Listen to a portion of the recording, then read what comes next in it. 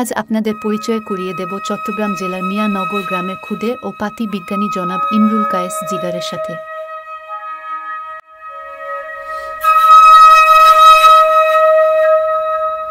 সে দীর্ঘদিন যাবৎ পানিকে কেরোসিন তেলে রূপান্তর করার গভীর প্রক্রিয়া চালাচ্ছে।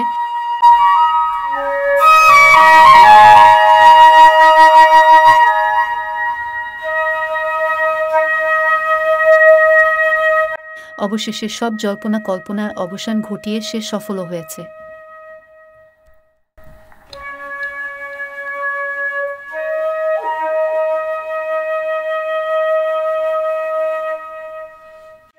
দৈনিক সে 1 লিটার পানি থেকে আধা লিটার কেরোসিন তৈরি করে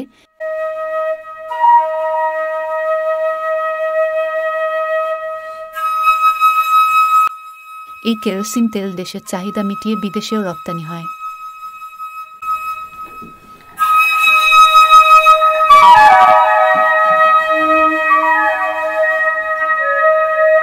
কেরোসিন তেল বিদেশে রপ্তানি করে সে বর্তমানে স্বাবলম্বী হয়েছে।